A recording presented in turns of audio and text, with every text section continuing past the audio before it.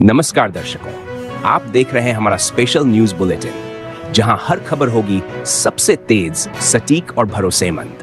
बने रहिए हमारे साथ, क्योंकि आगे आने वाली खबरें बदल सकती हैं आपका नजरिया। शुरू करते हैं आज की बड़ी ब्रेकिंग न्यूज। सीएम योगी का दिवाली तोहफा।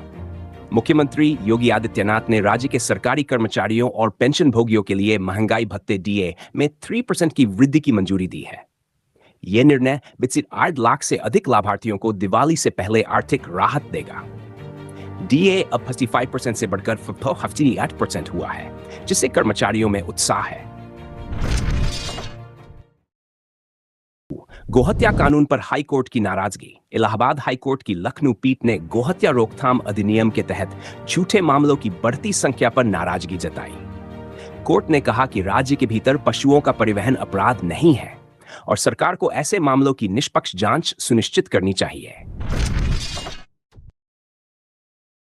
रायबरेली लिंचिंग मामला। कांग्रेस नेता राहुल गांधी ने रायबरेली में लिंचिंग पीड़ित के परिवार से मुलाकात की। उन्होंने कहा कि अन्याय के खिलाफ हर स्तर पर आवाज उठाई जाएगी। राहुल ने परिवार को कानूनी सहायता और आर्थिक मदद का आश्वासन भी दिया, जिससे स्थानीय राजनीति में हलचल मच गई। D9 करोड़ की ब्राउन शुगर जब्त। उत्तर प्रदेश पुलिस ने एक बड़ी कार्रवाई में D9 करोड़ मूल्य की ब्राउन शुगर बरामद की। तस्कर को मौके से गिरफ्तार किया गया है। पुलिस का कहना है कि यह मादक पदार्थ म्यांमार सीमा से लाया गया था। मामला एनडीपीएस एक्ट के तहत दर्ज हुआ है। अवैध पटाखों पर सख्ती। दीपावली से पहले मेरठ रेंज में पुलिस ने अवैध पटाखे रखने और बेचने वालों पर बड़ी कार्रवाई की है। अब तक 53 लोग गिरफ्तार किए गए हैं। सुरक्षा मानकों का पालन न करने वालों पर जुर्माना और जेल की कार्रवाई की जा रही है। सुल्तानपुर में बड़ा धमाका। सुल्तानपुर जिले में एक घर में हुए भीषण धमाके में 9 लोग घायल हुए। माना जा रहा है कि घर में अवैध रूप से पटाखे बनाए जा रहे थे। पुलिस और फॉरेंसिक टीम ने मौके से बारूद जैसे पदार्थ बरामद किए हैं। जांच जारी है। 7 शहरी पुनर्विकास नीति पर योगी का जोर।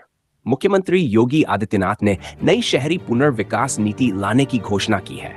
इसका उद्देश्य शहरों को आधुनिक, स्वच्छ और स्मार्ट बनाना है।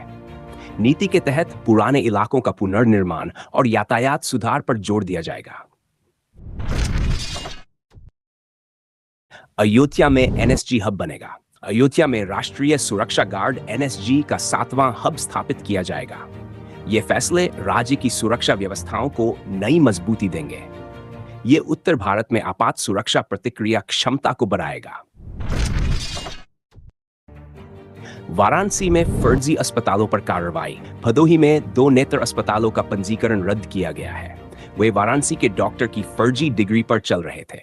स्वास्थ्य विभाग ने जांच गंभीर अनियमितताएं पाई और जिम्मेदारों के खिलाफ एफआईआर दर्ज की।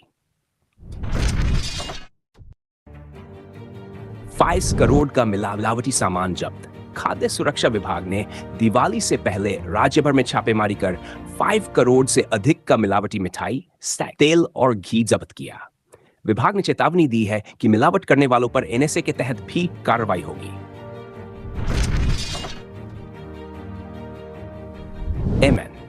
लखीमपुर खीरी में नवजात की मौत पर प्रदर्शन। इलाज न मिलने से नवजात की मौत के बाद पिता ने शव लेकर डीएम कार्यालय के बाहर प्रदर्शन किया।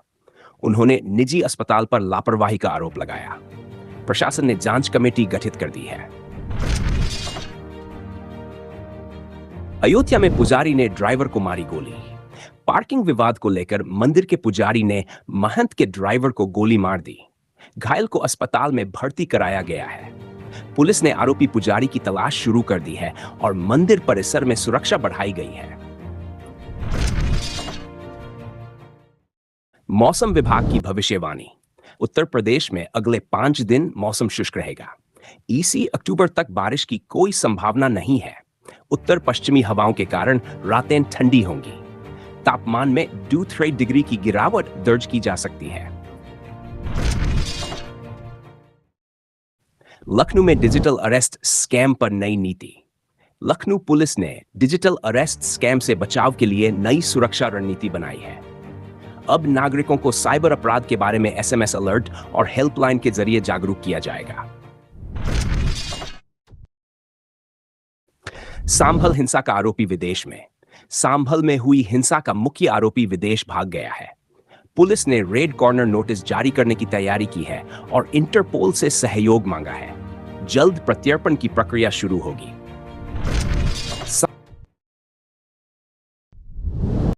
अखिलेश यादव ने सरकार पर हमला बोला।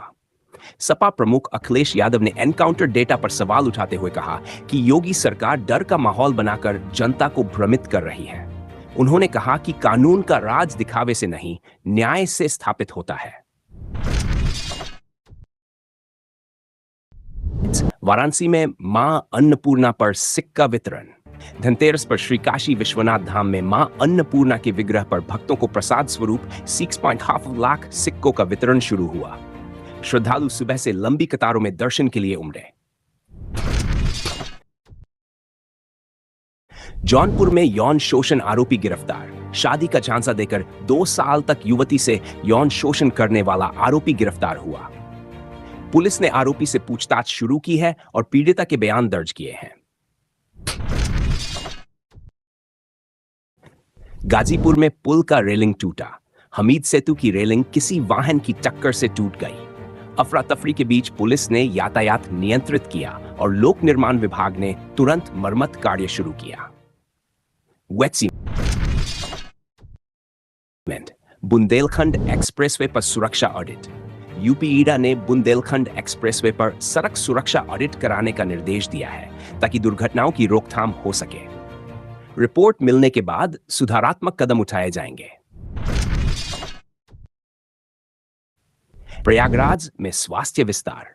प्रयागराज में सरकारी अस्पतालों में नई बिल्डिंग और आधुनिक उपकरण लगाए जा रहे हैं। स्वास्थ्य सेवाओं में सुधार के लिए राज्य सरकार ने 250 करोड़ का बजट मंजूर किया। कानपुर में इलेक्ट्रिक बस रूट प्रस्ताव। शहर में वायु प्रदूषण घटाने के लिए नगर निगम ने नए इलेक्ट्रिक बस रूट प्रस्तावित किए हैं। इससे सार्वजनिक परिवहन को बढ़ावा मिलेगा और डीजल वाहनों पर निर्भरता घटेगी। मेरठ में जल जीवन मिशन तेज। हर घर नल से जल योजना के तहत मेरठ मंडल में पाइपलाइन बिछाने और जल संयंत्रों का काम तेजी से चल रहा है। 90% काम अक्टूबर तक पूरा करने का लक्ष्य है। गोरखपुर मेट्रोलाइट प्रगति। गोरखपुर में प्रस्तावित मेट्रोलाइट परियोजना की विस्तृत रिपोर्ट पर समीक्षा बैठक हुई। यह परियोजना शहर के प्रमुख मार्गों को जोड़ेगी और यातायात जाम में राहत देगी।